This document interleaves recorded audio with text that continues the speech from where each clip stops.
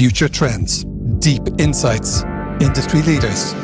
This is the iGaming Next podcast with your host, Pierre and Lindh. This podcast is brought to you by Pragmatic Solutions, the leading iGaming PAM platform with a modular approach, including many benefits like a fast, secure, and scalable API-based platform, integrated with all major third-party products and services. Make sure you head over to Pragmatic Solutions and join our smart thinking. And Angelo Dalli, welcome back to the podcast. You were one of the original guests here, podcast number 5, I believe, and now you're here again. How are you doing today? I'm doing great and happy to be back here on the podcast. And Angelo, actually, you told me after the podcast we recorded last time that you were recording that episode without any pants. So I want to start today by asking, what's the pants situation today? Because I want to see that we are the same. Pants. I do. Okay. I do this time. Sorry to disappoint. Right. These 2 years, it's kind of brought some maturity, and this as well. I like it. Well, it's great to have you here, Angelo, first of all. And you're obviously the CEO of Umnai. You're probably the person with the broadest AI experience and expertise that also have kind of a background in the iGaming industry. And that is why we're here today, which is to talk about ChatGPT and kind of the news that it's caused in the last couple of weeks, and what we think can be the result of these type of chatbots as we go into kind of the near and midterm future. So I suppose my first question is a quite direct and frank question, because there's been a lot of speculation on if ChatGPT can even be so disruptive that it threatens Google search. And so I want to just go into that question first of all. Do you think ChatGPT is a threat to Google? And if so, why?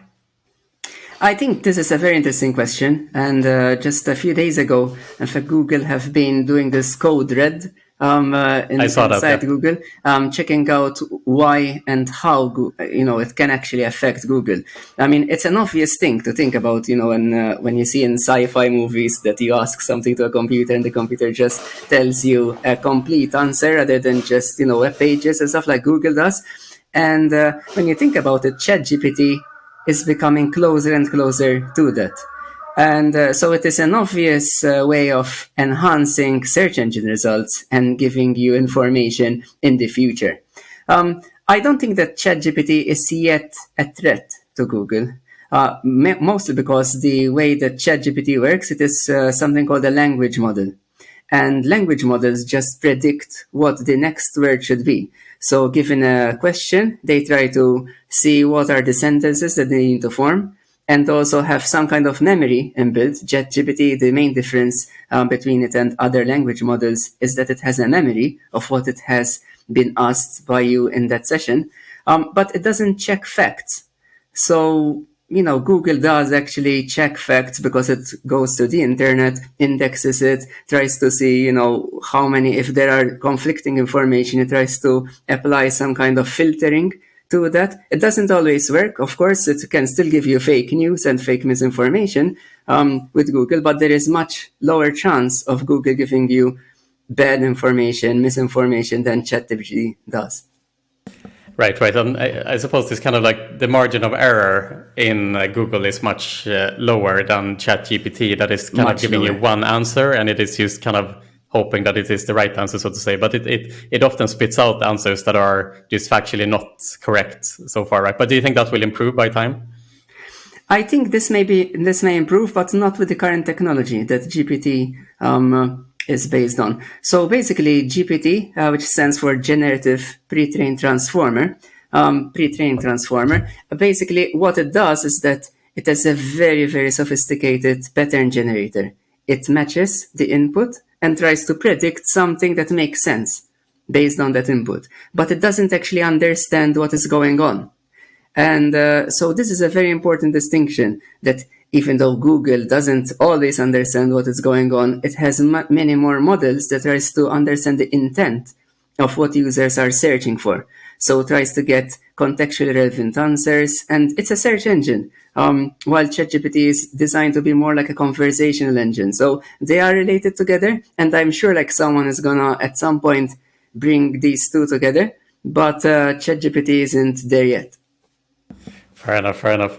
And I mean, Google is generating $200+ billion in ads revenue each year. And as you pointed out here, there's been these kind of leaked documents from Google where they feel threatened internally from ChatGPT. But obviously, I would assume that this announcement doesn't come as a surprise to Google. Obviously, OpenAI have developed the GPT models for a quite long time, and you would assume as well behind the doors in Google that they would also have been developing similar models, although maybe they haven't announced them yet. So you would assume at some point that Google would kind of counter with their own product at some point. Definitely.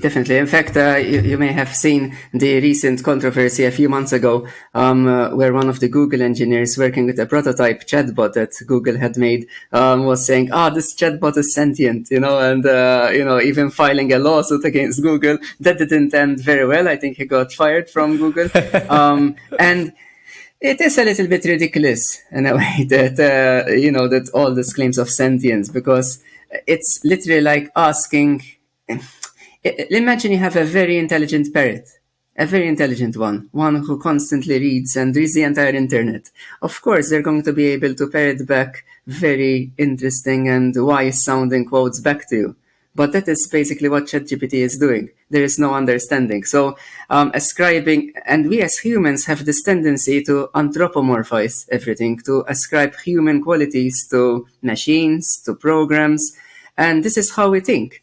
And because the output of ChatGPT is so good, I mean, you have to admit it's really, really good. And I think I've seen language models evolve over the last 20 years, and to the point where now you can actually believe the text that they say, and the quality of the text is quite good, even of images with related stuff. So I think that we are at the verge of, that plateau, that valley in between, kind of the uncanny valley, but of text, in which we have text that is good enough that you can literally copy and paste and maybe use as a starter point to write an article, to write ad copy, or maybe give it pre-written ad copy and tell it, give it a few variants, write a few variants on this text. And I think the output is good enough to fool most people into thinking that a person has actually written it, but it's not good enough yet to rely on. So it's kind of in that awkward teenage phase. I like that. It's the ChatGPT 3 is an awkward AI teenager. Essentially, it hasn't crossed the phase yet. Because that's also another interesting point that you mentioned, kind of the uncanny valley and the Turing test, which is kind of can a machine trick you that it is human? And I suppose that to some extent, the ChatGPT on a lower level is passing the Turing test now, because some of the answers that it gives you is, I mean, very impressive. The way it interprets what you're saying. Is this such a big step that it comes across from a layman's perspective, ChatGPT, or have you seen kind of has this been kind of progression? There has been a progression. There has been. Well, I've been working with language models for literally like 20 years. And the original models, which were mostly focused on search engines, were pretty primitive. I mean, and I think what has made the enablement of these language models is this thing called the transformer architecture, which has been around for just a few years. It's not that old. And GPT was one of the main first large-scale applications of that. And we're seeing very fast progress. It's not like this thing has been around for like 20 years. I mean, transformers have been mainstream for maybe like 5 years or so, and we've made big leaps in quality.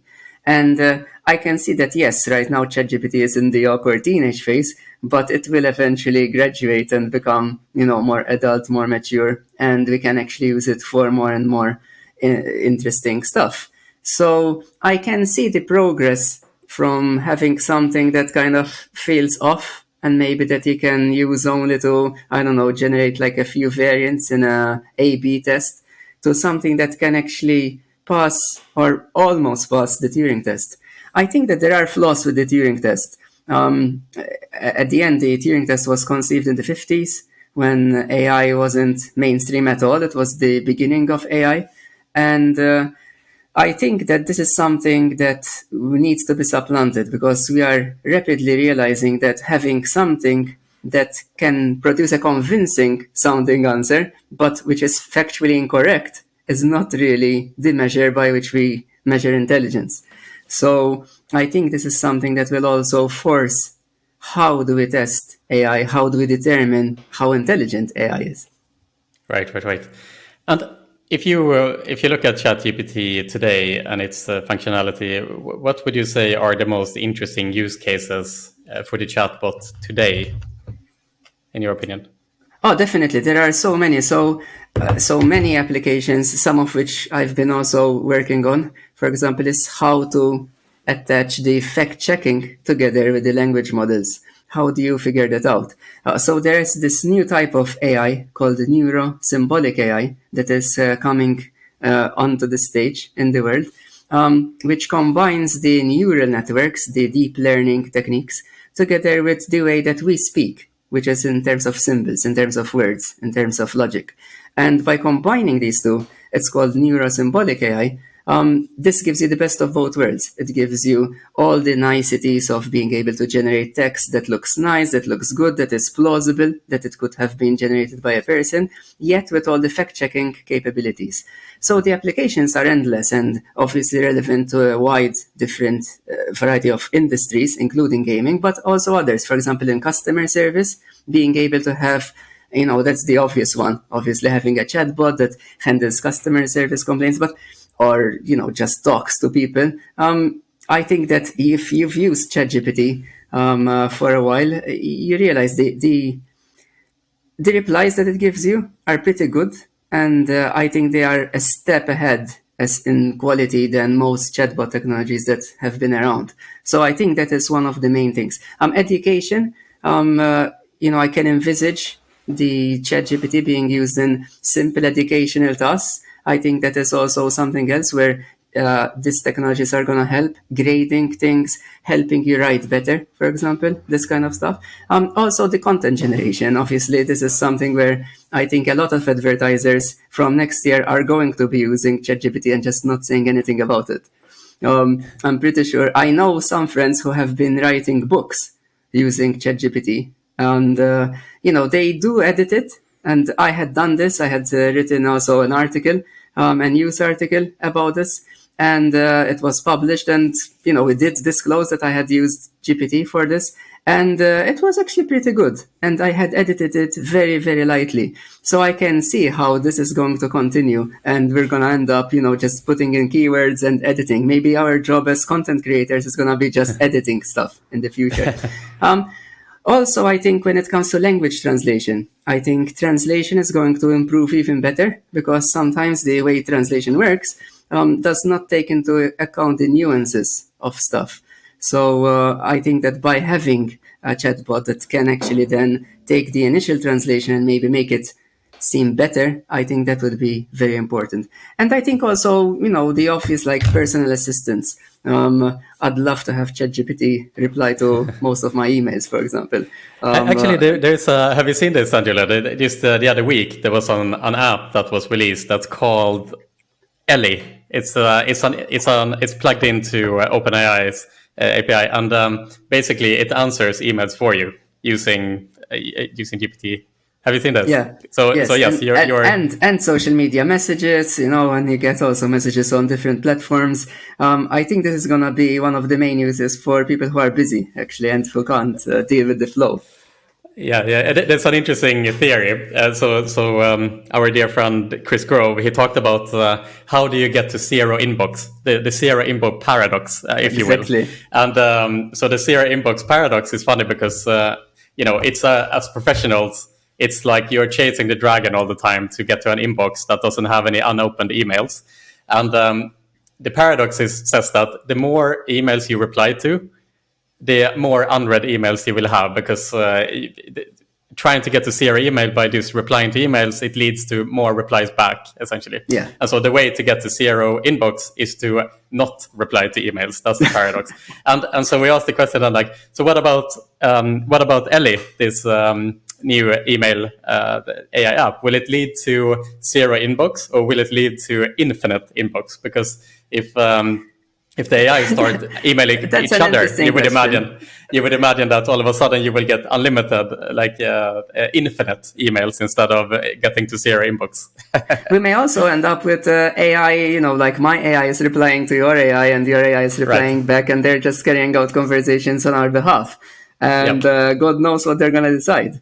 So, if you've all of a sudden have your home mortgage off without your knowledge, those situations may happen if we don't have proper control. And I've never achieved zero inbox, unfortunately, myself, with or without the help of AI. And I just it's like chasing the end of the rainbow. Yeah. It's basically I just gave up on it.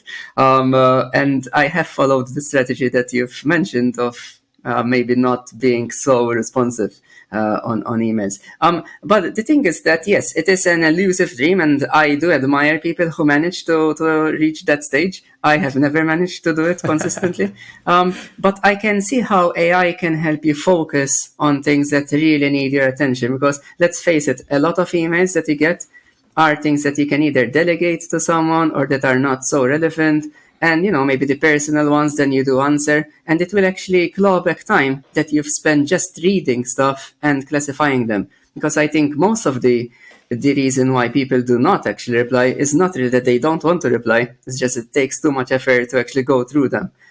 So by having something that prioritizes it and maybe just does a little bit of the grudgery for you for things that are not so important that they need your personal attention, then leaves you more time for those things that do need or that you do want to give personal attention. And this is the whole promise of AI, of being able to be a tool that enhances society, that gives us a better life, that gives us more time to pursue things that are more productive, to pursue things that we want to do, rather than, maybe items that are not and tasks that are not really so useful and so value added. Yeah, it's an interesting argument, and I suppose the other side of that argument is technology in the last 50 years and the rise of computers also brought this promise of being able to do tasks for us, which would then enable us to have more time for ourselves and so on. But it seems to me that whenever technology gives us a tool, it increases our productivity, but there's always an unlimited amount of tasks. So while it's kind of does some work, it also presents the opportunity then to do other tasks as well. And I would imagine if you compare like a professional of today with a professional in the 50s, that the amount of output that you have today as a professional, you can correspond 100 times back and forth via email rather than having to send a letter and wait for the reply and then reply back and so on. I would imagine that the output of work has just like totally exploded in these last like 70 years, whereas actually we are still working 9, 10, 11, 12 hours a day. And I wonder if the AI tools will just spur on the fact that we will be able to just create more and more work actually. I think so. I think that it will enable us to create more work, to do more output. There is actually a downside to this, is that at some point, if you remove certain work, you're going to actually have people that don't have anything to do.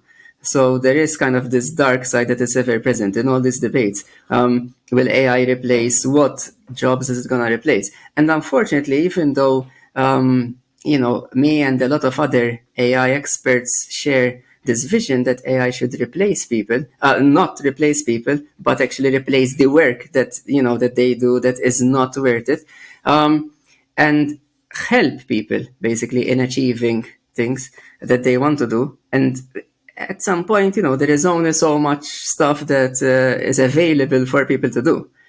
So we kind of need, I think, to figure out how to avoid AI replacing people, basically. And there will be this inevitability that AI will replace some classes of jobs. And then the question would be, how do you actually give enough training to people to be able to do this, to have a career, to be able to cope with the future, basically, without being able to do nothing. I think that the productivity of people is on the increase, but I think there is some point where we do need to have control, we do need to provide input. But I think that is where there will always be a bottleneck, which is us. in getting things done. And maybe it's not so bad. Maybe it's not so bad at all. I mean, it's not bad to actually be able to enjoy ourselves either.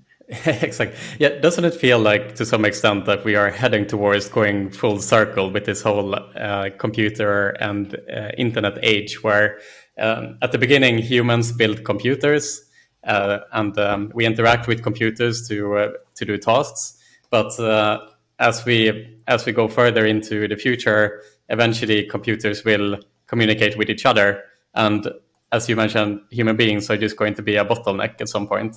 Doesn't it feel like we're going towards a point where we have gone full circle? It does indeed. And again, I argue that maybe this bottleneck is not such a bad thing. That maybe there is virtue in being able to say, okay, there is a limit to how fast it can go, that people can actually catch up. I think there are some classes of tasks that it is great to have AI working on them. For example, I don't know if you are doing some research in which, the AI has to match, known medical compounds against diseases. I think that is something where AI excels at automating that, and maybe we don't want actually people to do that, or just guide that and just let it do, all the hard work of trying things out. Even in doing campaign management, you can try different techniques and campaigns and see what works, what doesn't work. I think that is where AI is really perfect to do that, and it's going to increase the output. When it comes to creativity, even though there are a lot of tools now, even for example, like with the stability diffusion models in images, which are kind of the image analog of ChatGPT, I think it is going to be increasing the productivity. And I have already friends who are using this to sketch things quickly, to produce stuff that is pretty good, actually, very quickly. But I still think that there is that orchestration, that element of control, of creativity, that people will be always leading it. So I think it's basically providing a very sophisticated tool in the hands of people who use it. But as always, I mean, if you give me a chisel in my hand and a piece of marble, and you give it to Michelangelo, we're going to end up with very different results. So it's also the skill at how you use the tool. Yeah, exactly. I thought it was funny how people interact with ChatGPT for the first time. So in our team, for example, we have Martin, our salesperson. He tried to command the chatbot to create a good sales pitch for our product. Okay, that's his first command. And then we have, for example, me. I asked the app to create a love poem about the iGaming industry. And then finally, our managing editor, he asked ChatGPT if it will take his job away from him, right? So he's an editor. He's scared that this is going to impact his livelihood, obviously. So it's funny how we all have different perspectives on the chatbot. Yeah. But I suppose as well, another perspective here, Angelo, is in order to get the most out of ChatGPT, you really need to know what type of questions you can ask it, and what is the capabilities of this AI bot. And it made me think a bit that, me as a layman, I am getting not even 1% out of the capability of ChatGPT. I just don't know exactly to what extent it can help me in my daily job and to our company. However, there would be individuals like yourself, for example, who is an expert on these type of language models, who would know perfectly well how to write commands and prompts for ChatGPT to maximize its output, so to say. And doesn't this create a new field of professionals, kind of prompt experts or something like that? That a company us at iGaming Next, we should be able to hire a ChatGPT consultant who can tell us okay, these are 10 use cases that you guys can use ChatGPT for. Here are some ready-made prompts that you can put into the app every time you need to produce whatever you need to produce, and so on. Isn't this opening a new field of work? Oh yeah, definitely. I like prompt engineer or something like that. Prompt engineer, expert. yes. Definitely. In fact, I've seen it. I've seen, for example, I've been helping artists generate better art using tools like Dalli, like Stability, like Midjourney. And they frequently ask me, actually, okay, how do I get better results? And some of the stuff is obvious, but some of it is not obvious at all. For example, an interesting example would be like if you add trending on ArtStation in Midjourney, you get better results. It's not an obvious thing at all, but yeah, if you add that to the end of the prompt, you get better results. So I think that, in fact, there are people who are creating tools that let you type in a normal kind of everyday prompt and it enhances it for you. So we're already seeing these kind of tools on the market. And as I said, it's kind of the ability to use a tool then will depend. There will always be experts that are real experts at using a tool, and ChatGPT and also the image generators are just very advanced tools. So you'll always get the, entry level, and then you'll get the expert level. And, the nice thing about it is that you do not need to go and do a PhD to become an expert at this. It actually takes a lot of practice and tinkering around and finding what works, what doesn't work. An interesting thing is that the creators of the tools, for example, OpenAI themselves and also the creators of Stability Diffusion and other models, do not actually know all the prompts that will lead to high quality stuff. So there is that element of exploration at the moment. It's like, the gold mining, how to find the best patterns that actually work. And I find it fascinating that the creators themselves do not know exactly what's going to lead to really astoundingly good output and not. So, I see that there will be a lot of opportunities in the future to build fantastic tools actually around this. Absolutely. Can we speculate a bit around this, Angelo? So I've been thinking a lot about what these type of AI tools, what's kind of the next logical step. I think it seems to be developing at such a quick pace that it's going to be just very difficult to predict kind of the long-term output of this. But in the very short term, something that I was thinking about is since it can already produce code, for example, isn't the next logical step, for example, if you want to develop a website, rather than going to a agency with a brief, can't you in the near future produce the same brief to the AI bot, and it will build you a website, for example, which you can then iterate with the next command, for example. Definitely. Doesn't that seem to be the next step here? And wouldn't that put all the web agencies out of business overnight, more or less? Well, definitely, actually. I mean, you can already do that with some of the tools. You can already create websites. If you write the prompt in a correct way, you can actually get website-like output already. And in fact, there's someone who even managed to get a prompt within a prompt in ChatGPT to tell it basically create like a Linux system as the output, and they actually managed to create like a little computer system within ChatGPT. It was, like watching Inception, basically, a dream within a dream. This was like an AI within an AI kind of thing. And this is very interesting and raises a lot of questions because then you got weird things, like, for example, the date and time inside this imaginary computer was not actually the present time, so it was an imagined time. And you realize that it is making things up as it goes along. So, but I think for things like website design, definitely. I mean, especially given that there are a lot of templates out there, and let's face it, a lot of people actually start off nowadays from ready-made templates and then customize those templates for websites. So it's not much of a task to actually take those pre-made templates, train an AI on it, and just tell it, to customize it according to what you need.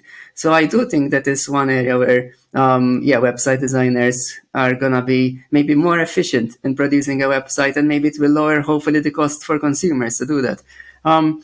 Also, when it comes to social media content and updating, like to put little variants that are optimized for different social media networks, I think that's where AI is going to constantly do this. I mean, you've seen the avatars. Everyone is doing this AI avatars. Imagine being able to tell a whole story and to generate a video of it. I've seen something recently about this Finnish photographer who was actually training a custom-made AI on photos of a model. and then being able to create different scenes in which the person is actually inside that particular scene. So you'll be able to do one photo shoot in which they take photos of you in different angles, different expressions, and then literally be able to generate as many photos in whatever context you want to do. And I think this is going to be like, the photo shoot of the future. If you have the images that you already like, just generate whatever you like in different backgrounds, different scenarios, doing different poses. I think it's going to be something that's going to be commonplace, actually. Right. Obviously, as time goes by, then you will need to re-update those photos, unless you want to be lazy and also, age them a little bit also with AI. And when you think about it, I even see entire films being made in the future, getting, people have already done this, in which they get even actors that are not even no longer with us and kind of resurrect them and put them in films. It's like fantasy football, but, applied to creative content. You'd say, okay, wow, if I want to see Marilyn Monroe with, in a present day film, for example, you'd be able to do that. And this raises a lot of questions. Who owns those images? What about the copyright issues? Who will actually be the creator of such content? Is it, for example, if you are using those systems to create that, would it be Pierre as the creator or as the AI? There are all these issues that I think are not completely resolved.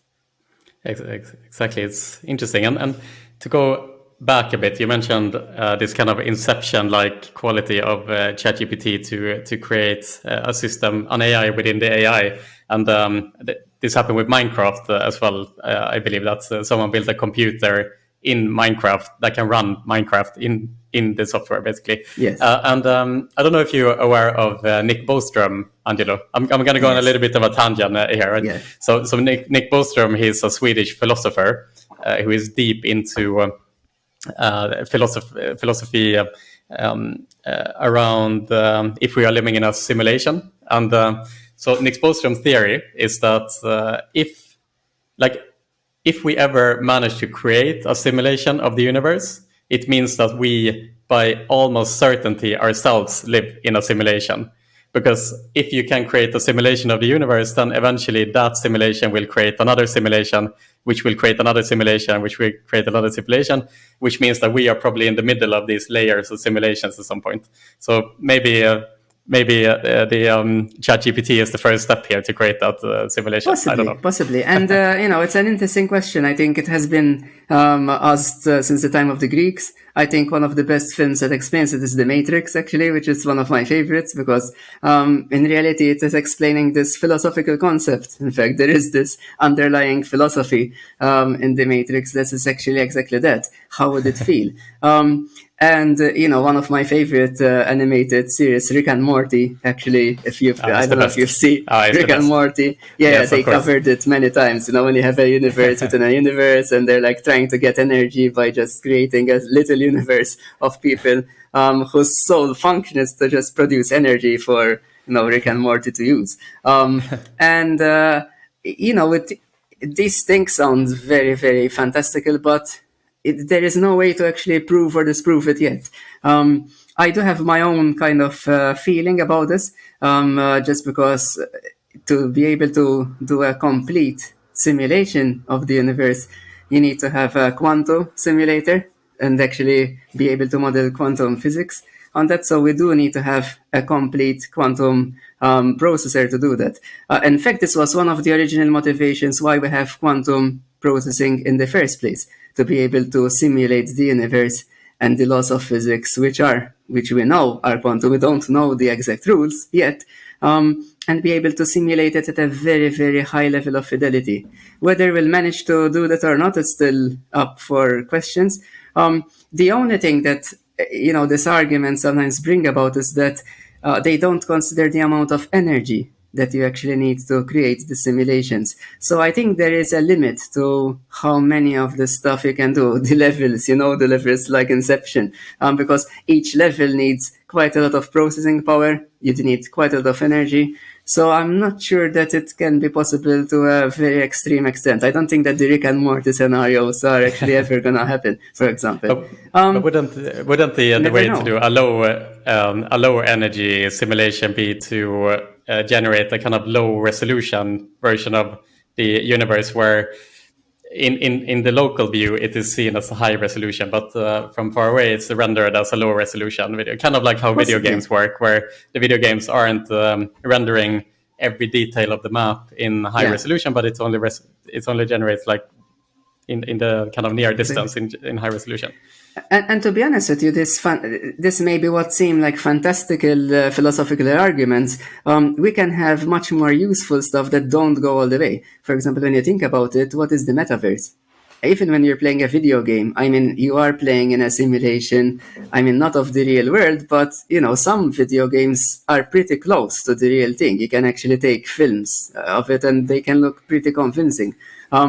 And I've seen some demos, for example, like NVIDIA are doing a lot of work on this, that the worlds that they are creating are pretty much cinematic and photorealistic. You can't almost tell them apart from the real thing. And I think this is something that is useful. We could be having this conversation, like a video call, in which will not be actually us. It will be just an AI rendering of us. And maybe, it makes it better resolution. You can see it in 3D and all that.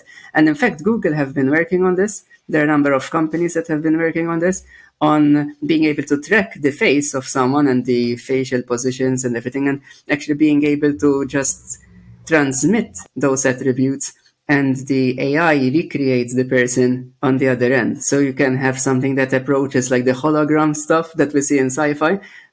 I think that is actually going to be something that we'll see in the next 5 years or so. It's not like something that we're going to wait 20 years to see.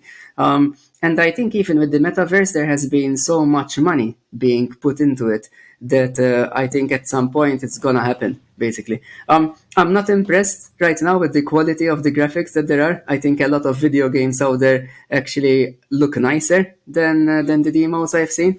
But, it's a matter of time. Yeah, exactly. And isn't this part of the mission of Meta in their vision of the metaverse, where the kind of face tracking qualities of the Oculus headset is enabling to produce a photorealistic version of you in the metaverse in real time? That is kind of part of the package that Meta is trying to sell us. That's the vision of the future, I believe, as well. And they have produced some pretty amazing things. I think they have already announced kind of the technology that they are working on, where they are right now. And already today, it seems like this kind of realistic rendering of your own face, let's say, is pretty far ahead. Yeah. I think so. I think that this technology is just gonna improve. I don't think that people like the clunky headgear that you have to use at the moment. I think it's just too heavy, too dorky looking. Basically, I mean, if you're in the middle of a crowd of people, you just look stupid, quite frankly. So I think these are barriers that. They are real barriers to the mass adoption of this technology, and even the fact that you have to. I'm used to wearing glasses or lenses all my life. I'm pretty much blind otherwise. So I'm used to wearing some form of, something on my eyes all the time. But it does get tiring using these VR headsets, at least, until now. And this is something that people need to actually solve before we start using it mainstream. Because if you're going to spend 8 hours, 12 hours a day on this, it's going to get tiring. And I know it's like a mundane challenge, but it is a challenge still. For sure. To take a step back here, Angelo, and go back into the world of AI, another question that has been bugging my mind and thinking about what comes next, so to say, is the use of AI bots and social media. So take Twitter, for example, is plagued with bots at the moment. And Twitter is doing whatever they can to create software to combat this, right? To recognize patterns in these bots in order to ban them from the site. But using tools like ChatGPT and kind of specialized AI tools that go say that you create an AI bot with the goal of getting a reply from Elon Musk on Twitter. So that is the goal of the AI, for example, and then it has to figure out what is the optimal solution to approach Elon Musk to get a reply from him. And it may start that you need to be an asshole, basically. Like, that's the solution. And if you're an asshole, you optimize your chances to eventually get a reply from Elon Musk. But it could also be that you want to build an AI that optimizes as many people as possible to take a political stance. And this has been the biggest issue with social media in the last 10 or so years, right? Which is that nefarious players are trying to sway the public into one side or the other, and to sway elections and so on. I don't think that has escaped anyone. Isn't it a quite scary capabilities that the AIs will be able to kind of sway the masses in one way or the other? Do you think about this as well? And it's something... Definitely. I mean, I don't just think about it. It is being done. I mean, there are entire places in places, I think, for example, like Macedonia or like Moldova, that actually there are entire villages of people who create this content all the time. There are companies that actually do this all the time, and pretty nefarious actors that do this all the time. I mean, some, obviously, there are also more innocent uses, like just to optimize the click-through rate on some campaign, which I think is a more kind of legitimate use of this stuff. But then, as you said, I mean, there are people who are using this to undermine democracy, to spread misinformation willfully rather than, just by accident. And it is going to be an issue. In fact, how do you detect that something has been produced by an AI or not? Even I, as an AI expert, find it difficult. Sometimes certain output from ChatGPT is very difficult to actually distinguish from something that has been written by an actual human. So we do need tools that, and if you're Twitter, you'll have the entire output of Twitter, so you can use this statistical pattern matching to try to detect certain style that is, like the ChatGPT style. But the main problem with this language models is that they can generate so many styles that it's difficult to pick up exactly on them. So, and also it depends on the social media network. If it's something that you can ask a question and get a reply back, maybe you can ask, like 20 different questions, standard questions, and kind of see how this bots or accounts, because you don't know whether it's a human account or a bot, replies, and see, try to see whether this is likely to be a bot, likely to be a human, and maybe repeat the test over and over again every now and then. But obviously, if you're just maybe tweeting something every now and then, it's going to be very difficult for an anti-bot system to do it, because if I had to build such a system, I wouldn't just have one account being run by my botnet, but I'll have many accounts that are acting at different degrees of assholeness in this case, to get a reply. So, I think it's an actual issue, and I don't think it's, this is like spam. I think it's going to be here to stay. I don't think there's ever going to be a perfect solution to this. Luckily for us, for example, when it comes to images, the AI produced images, so far they always have a little bit of an artifact in them that you can actually tell them apart. But it's becoming also more and more difficult to do that. I mean, I've seen some of this work that have like high resolution images of people in virtual settings, and it's obvious that it's virtual setting, like someone in the time of the Egyptians, for example, and seeing the pyramids being built. So it's obvious that it's fake, but you can really not tell it apart from a fake. So I think this will be actually an increasing problem, and I don't think there is a hard solution yet for it.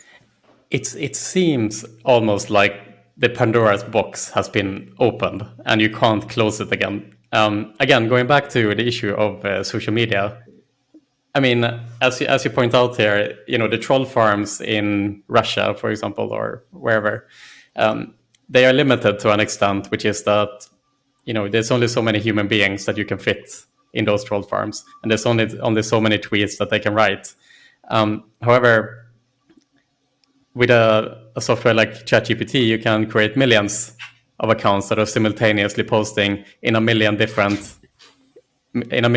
characters, say, or in a million different ways. And every time an account is busted, so to say, then there is another million accounts that is active, that are active.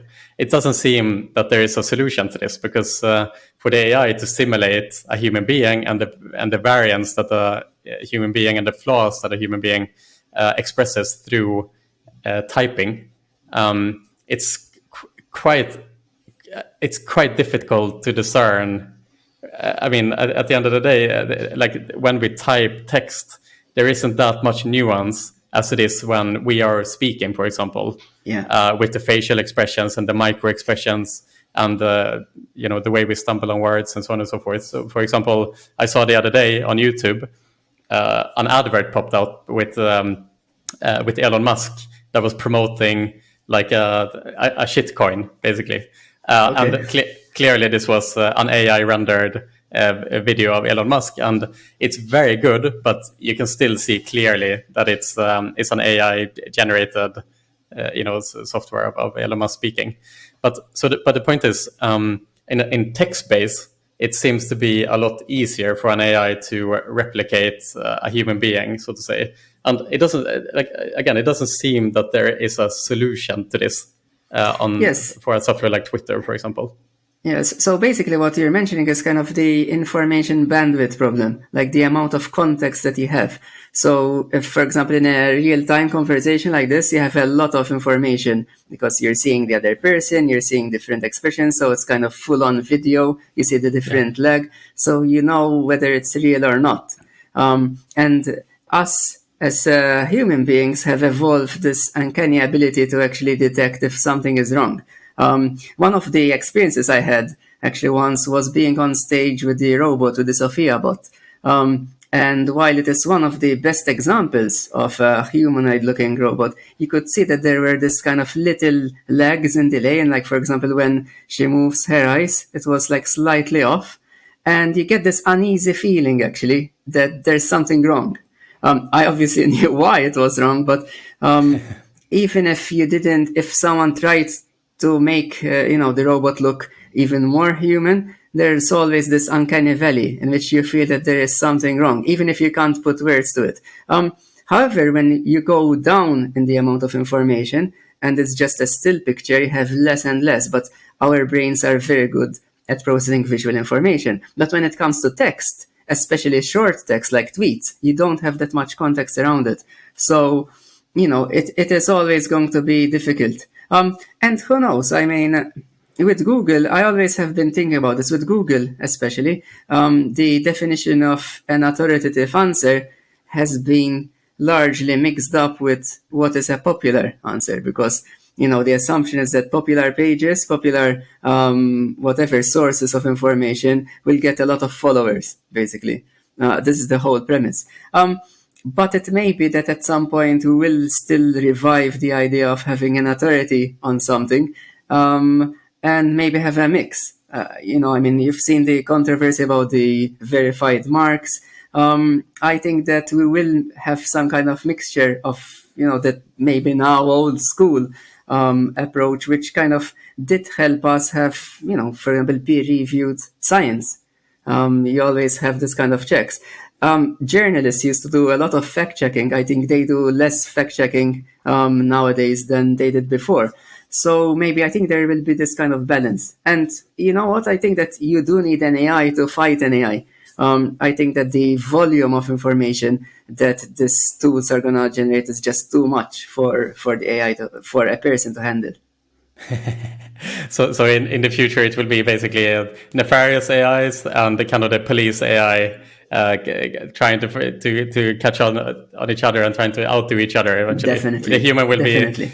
The human will in a way, it's like your spam filter. Your spam filter does this already. Without a spam filter, you'll be getting so much spam. So we do need this kind of technology. Yeah, fair enough.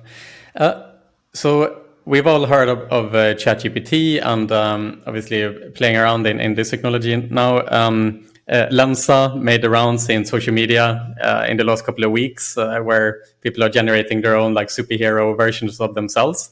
Dalli is obviously OpenAI's kind of imaging AI tool that made the rounds earlier in the year as well.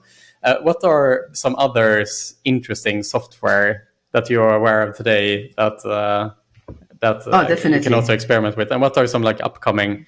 For example, like two others would be, for example, Midjourney and Stability AI for image generation. I think that those are actually some of the best, apart from Dalli, obviously Dalli 2. I think those three are the best tools that are out there. The thing is that then it depends on how you're going to use it. So some tools, for example, like Stability, are designed to be easier to use by common people, basically normal everyday people. But then if you go to the, to the API interface of that, you do need to have coding skills. You do need to have, more and more advanced stuff. But you can actually use it at a more advanced level. So I think that they are pretty accessible, and people like Lensa have done a good job at making it accessible and easy for people to use, basically. As you know, I'm involved in AI art, so something that I do creatively. And I've been using a lot of different tools, and in fact, taking bits and pieces of tools to generate new forms of artwork. And you can see that there's a lot of stuff going on right now in the space, being able to generate the models themselves. And one of the limiting factors is actually how long it takes and how much it costs to train these models. So I think this is a limiting factor. Even GPT itself, for example, took a lot of money to actually train. Stability, for example, took, I think, more than 600,000 to train. GPT, probably they spend millions by now on the training of it. So it's a very expensive tool. And also the amount of processing it takes to generate the text is also pretty prohibitive for example, a small startup to do. So, I think that the costs will go down as there is better science and more research into this. But there is also a cost to this, which I think may limit the amount of usage that you can do. Okay.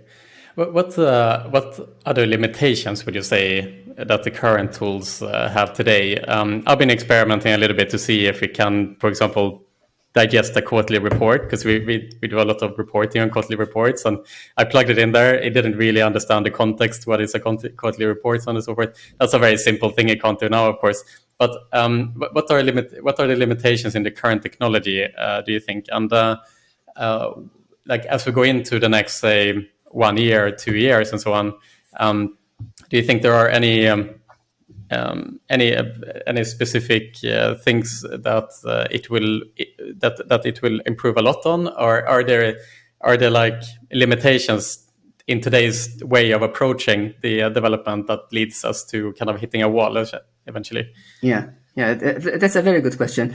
So basically, at the moment, we do have actually this kind of limitations. And one of the main things, you hit it exactly, in fact, the limitation of having the lack of understanding, basically. And when we, the AI right now does not understand the context. So, if you give it something like, summarize this whole report, it does not know exactly how to do that. It may come up with something that is plausible, but since it does not actually understand what it is writing, you're going to get basically something that looks plausible, but is actually factually inaccurate. And this is actually even worse than something that is obvious, that is obviously inaccurate, because you may actually be fooled by it, or it may have part of it that is accurate and part of it that isn't.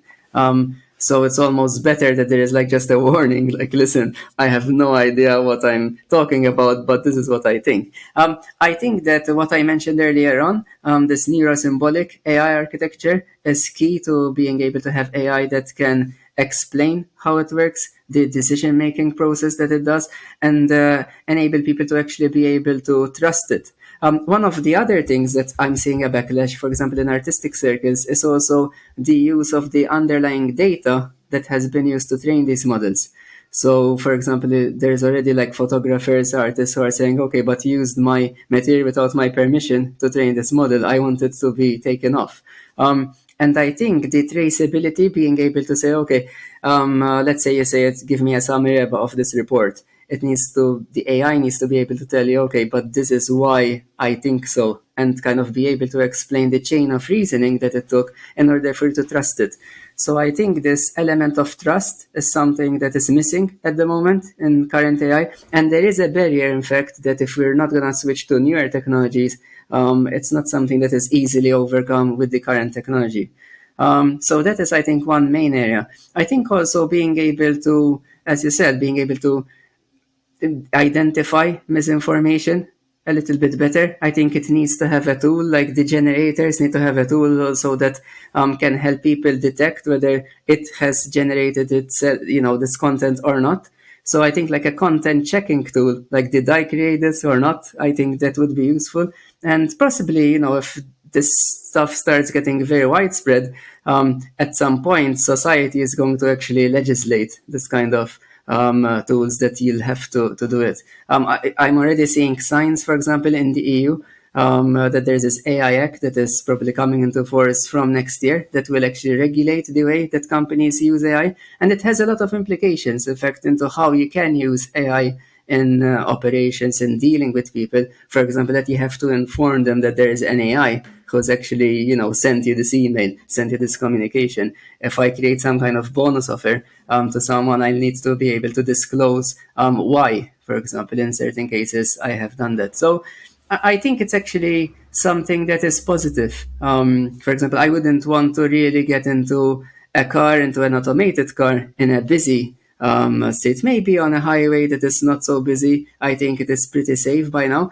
But for example, in Sweden, I was in a car on automated mode, and it was skidding on ice. And when you think about it, I mean, the Swedish algorithms should actually be able to handle ice and snow. I mean, if it doesn't handle ice and snow there, I don't know where it will handle this kind of weather.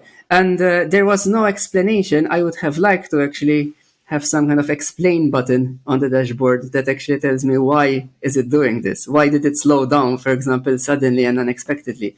So I think that this trust building is very important to people, and making it easy. I think making it accessible, as you said, like if you don't need to be an expert to generate good content, I think then more and more people are gonna start using it. And I can imagine, the job that teachers will have with school kids turning in their homework basically generated by ChatGPT.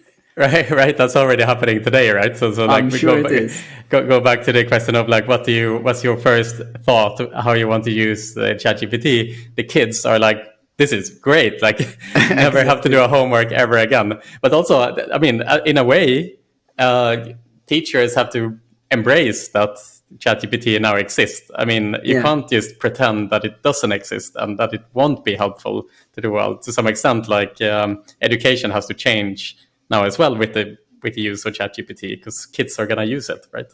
Yeah, exactly.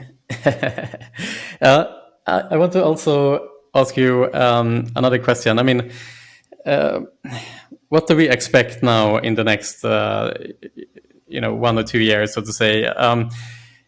If we go back a couple of decades, in the 90s, an AI was able to beat the chess masters of the world. That was like one of the major breakthroughs that got a lot of attention in the world, right? And that was followed by chess being able to beat the masters in Go, which is a lot more complex game. And something that I never expected was that AI systems would be able to beat the best poker players in the world. So I always thought that human beings, we have intuition and we'll be able to recognize patterns in the AI tools. But actually, there's AI softwares that can now play GTO, which is game theory optimal. They can play perfect poker against you specifically, learn your patterns and exploit them and so on. That was a big breakthrough. And I saw that now recently there's been created an AI bot that is able to play diplomacy perfectly as well, which is a board game that is based on negotiation. So like a group of human beings are negotiating with each other in order to reach the best possible outcome. And an AI bot has now been able to kind of understand how to perfectly negotiate with human beings. This seems to be an incredible exponential curve that we are seeing now. And if you look forward again, like where does this lead us? It is indeed. In fact, I'm glad you mentioned diplomacy, because that's an example of very early neurosymbolic AI.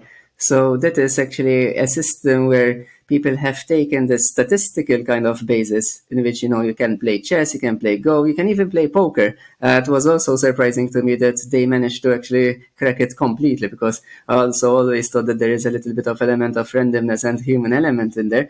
But, when you think about it, people are always going to make mistakes. They're going to get fatigued. So the AI automatically always has an edge over you. Over time, it is actually going to win in this kind of information game. So whether they are perfect or imperfect, it still always has this advantage. But when it comes to negotiation, when it comes to uncertainty, I think we still have the advantage there so far. But I think being able to reason better, to be able to collaborate with people better, I think these are the skills that AI needs to learn. How to interact in a more social way, how to interact, like you mentioned in the video, people say, sometimes they lag a little bit. Being able to actually imitate it, knowing when to pause in a sentence and when not to. I know that there has been a lot of work, in fact, about this, and being able to also understand the context and modify the output according to the right context. Let's say in medical AI, if you're speaking to a doctor versus speaking to an old patient versus a very young patient, you may use different language. You may use, even if you're saying the same thing, you're going to kind of adapt it automatically to the situation. And I think this is what AI needs to learn better. But, we've seen so many things that have been improving that I have no doubt that AI in the next 5-10 years is going to look totally different from what it looks like now. Right, and I suppose this is the important distinction when talking about AI is AI is very good at operating in a predictable world with set rules and no ambiguity. So in a computer setting, or when you give it a specific rules of a game, it can perfectly figure out the game, so to say, or in the context of the internet, it can operate within the internet or within a computer environment very, very well. So, for example, if you ask a computer to simulate driving in a simulated environment, it will drive perfectly because the environment is predictable. However, I suppose that the issue here that is facing AI is how to operate in the real world, because the real world is very unpredictable, and it brings a lot of ambiguity and messiness that is like pretty much unlimited, right? So how do you drive a car in Malta, for example, which is, it's like where people are just doing stupid stuff all the time that is like totally unpredictable. Like someone is just, walking across the street without giving any indication that they will do so. The next person next door just screams at you that you're an asshole or whatever. And I suppose that is the difference, that it's very difficult to program an AI to meet all these like very ambiguous challenges, right? And that seems to be the big limitation of AI today, that it's when it operates in the real world, it's like not totally useless, but it's very limited compared to in a digital environment. So being able to handle that uncertainty, being able to actually explain the basis of how it's actually taking decisions is also important, because that is one of the only ways in which we can also then teach it what it's getting right, what it's getting wrong. So, if I could have been able, for example, to the car to tell it, okay, listen, you're driving around the roundabout and it is icy, don't go so fast, for example, or like steer in a slightly different way. If I could like teach it and correct it in a collaborative way, I think AI will learn faster and will adapt better, basically. And I'm sure that this is what's going to happen. In fact, this is like the next step, teaching AI how to handle uncertainty and how to be maybe a little bit less narrow applications, like widening them slightly. I don't think that we're going to have, things, in the next 10 years that can handle anything, like the sci-fi artificial general intelligence. I don't think that's going to happen in the next 5-10 years. But I think if we don't actually need such broad applications of AI, I think having something that is useful enough is good enough. And I think that this is going to start the cycle. Look at smartphones. The very first version of the iPhone wasn't as capable as, the current phones. But it started the whole revolution. So, as with anything else, once people start using it and finding it useful, they put more and more effort into it, and it eventually improves. So I have a lot of hope, in fact, and have an optimistic outlook that AI is going to help us get a better society and, hopefully also impact our lives, both financially and also when it comes to things like, for example, finding cures, finding vaccines, for example, automatically. Like one of the tests that I knew that no one has, some kind of like super intelligent AI, was that during COVID, otherwise, if someone had it, the super AI, they would have immediately come up with a vaccine like in 2 days or a week.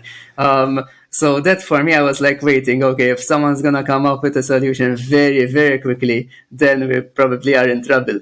But that didn't happen. So it was proof that we're still not there yet. That's a good example. Well, Angelo, I, for one, welcome our new AI overlords here. I just want to make that statement very clear here, so that that's on the record here when the AI robots take over our lives here. But thank you so much for explaining a little bit more context here on ChatGPT and just generally the very philosophical questions around AI. It's going to be interesting, I suppose, if we do this podcast in another 2 years' time. We will have a very different set of questions to answer that we cannot even begin to imagine today, I would think. But thank you so much for coming on board today, and I wish you all the best. Thank you, Pierre. Looking forward to the next update. Thanks. See you.